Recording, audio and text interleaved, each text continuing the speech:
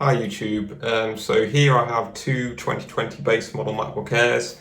I've got this silver one here, which is a Apple M1 MacBook Air, and I've got this space grey one here, which is a Intel Core i3 model. It's a 10th gen Ice Lake chip. They both have 256GB SSDs and 8GB of RAM. They both have the same MRP of £999/$999. Ultimately, I couldn't resist doing this video really, just because Apple's given us a bit of a treat in the sense that they've kept everything the same other than the chips themselves.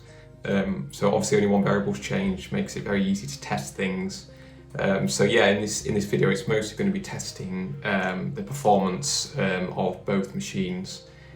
I'm going to be starting off with the Cinebench benchmark. I'm going to use the single core test to begin with, just to test the differences between the single core performance in both these machines. So let's get started.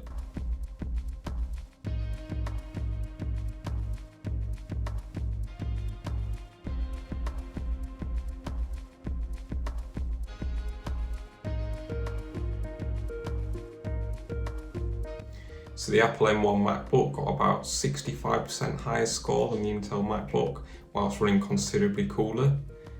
So now we're going to move on and use the same benchmark but run it in multi-core mode to see what the multi-core performance is like on both machines.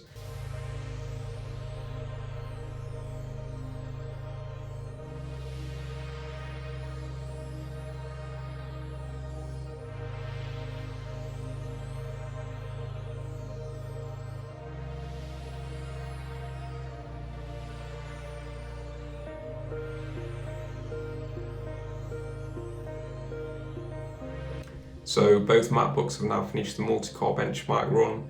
The Intel got a score of 1706 and the Apple M1 MacBook got a score of 6518. So the Apple M1 MacBook got a score that was almost four times higher, approximately 3.8 times higher. And yeah, there was that. So the temperatures this time were not quite as disparate. So the Intel one was once again at 98 degrees and the fan was blaring. The Apple M1 MacBook was at about 77 degrees, but obviously still completely silent. But ultimately, considering the disparity in performance, that's still, a crazy temperature difference. So now the final test that I'm going to do in this video is I'm going to be looking at the YouTube playback performance of a 4K HDR video. So let's jump into that now. So one of the things I wanted to say just right off the bat is you can see that the displays look very different. So they both have the same video running in YouTube, but the colours look very different in both of them. So Apple did change the screen, the display panel in the Apple M1 MacBook Air, and did put a display with a wider range of colours. So it displays the P1 colour gamut. Whereas the previous Intel MacBook Air doesn't display those colours, which is why I think it's a HDR video, so I think that's why the Intel MacBook doesn't look right at all here, whereas it's quite clear, the picture's quite clear in the Apple M1 MacBook Air.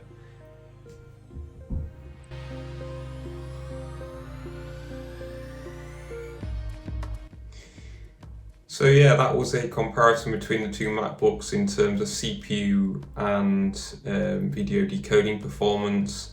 So the Apple M1 MacBook Air did fare a lot better. I think it got a 65% higher single core score, 3.8 times higher, so 280% higher multi-core score, and it was also able to successfully decode a 4K HDR 60 FPS YouTube video in Chrome, whereas the Intel MacBook really struggled with that. And also it's worth pointing out the temperature difference between the two MacBooks. So the Intel MacBook Air, generally the fan was running like quite loudly, the temps were like pretty much 100 degrees, whereas the Apple M1 MacBook Air is obviously completely silent and it also runs much cooler. I am going to do some more videos on covering different aspects of the machines, so for example things like gaming and battery life. But yeah, so far it seems like very impressive what Apple has done with this chip, to be honest with you. Or it could be the fact that Intel is, I don't know, their chips have been very stagnant now for quite a few years and have barely improved year on year, so it could also be that factoring in. But yeah, anyway, thank you very much for watching, and speak to you in a bit.